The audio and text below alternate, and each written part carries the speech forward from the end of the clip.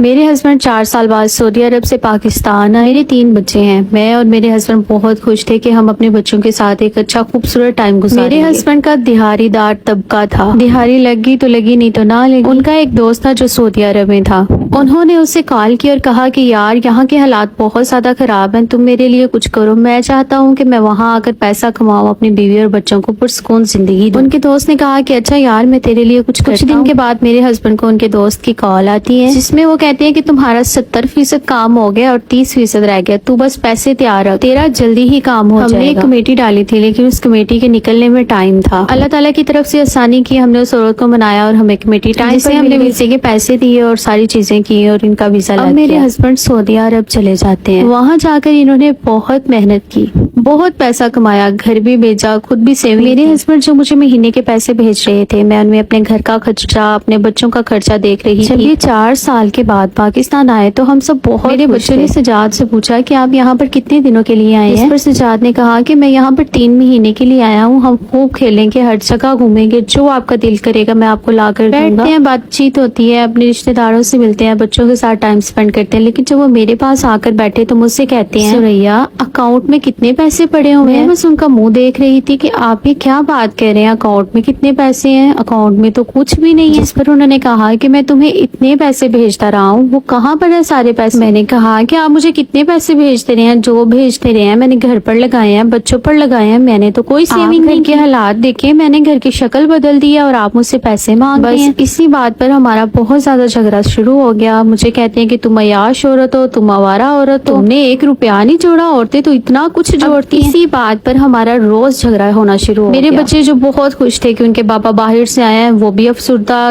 ڈر ڈر کر رہنا شروع ہو گیا۔ ہماری لڑائی جھگڑوں کی وجہ سے ان میں خوف پیدا ہونا شروع ہو گیا۔ ایک دن اسی طرح یہ بحث کرتے کرتے مجھ پر ہاتھ اٹھانے تک آ گئے، انہوں نے مجھے بہت زیادہ مارا۔ میں نے اپنے بھائی کو کال کر کے بلایا اور کہا کہ بھائی ان کو سمجھائیں، یہ پاگل ہو گئے، میرے سے پیسوں کا پوچھتے ہیں، میں نے پیسے انہی کے بچوں پر، انہی کے گھر پر لگائے ہیں، میں انہیں کہاں سے سیونگ اکٹھی کر کے دوں جب میں نے کی کوئی نہیں ہے۔ میرا بھائی کہتا ہے اچھا میں آتا ہوں تو میں بٹھا کر بات کرتا ہوں، تم پریشان نہ ہو۔ اب جب میرا بھائی آیا تو میں نے اپنا سامان پیک کیا اور میں نے کہا کہ بھائی میں نے اس کے ساتھ نہیں رہنا، یہ 3 مہینے کی چھٹیوں کے لیے آیا، اس نے تو ہمارا جینا آرام کر دیا۔ میرے بھائی نے کہا کہ اچھا تم پیکنگ کرو، میں کھانا لے کر آتا ہوں، کھانا کھاتے ہیں تو پھر چلتے ہیں۔ میرا بھائی جب کھانا لینے گیا تو تقریباً 20 سے 15 منٹ کے بعد جب وہ واپس آیا، دروازہ کھولا تو آگے میرے تینوں بچوں کو زمین پر مردہ حالت میں پایا، جن کے گلے کے اوپر کلہاڑے کے ساتھ وار کیا گیا، مجھے پنکھے کے ساتھ لٹکا ہوا پایا۔ جب میرے بھائی نے یہ دیکھا تو اس کے رونگٹے کھڑے ہو گئے۔ پولیس کو فوراً کال کی گئی، علاقے والے سب لوگ اکٹھے ہو گئے، پولیس کی بھاری نفری آئی، سب لاشوں کو پوسٹ مارٹم کے لیے بھیج دیا گیا۔ پولیس نے جب میرے بھائی سے پوچھا کہ کیا معاملہ ہے تو میرے بھائی نے بتایا کہ اس کا شوہر اس پر تشدد کرتا تھا، اس کو مارتا تھا، اسی وجہ سے اس نے مجھے یہاں بلایا تھا، یہ 3 مہینے یہاں رہنے کے لیے آیا، گھر کے خرچے پر لڑائی ڈالی ہوئی ہے کہ تم نے سیونگ نہیں کی، تم نے گھر کیوں لگایا۔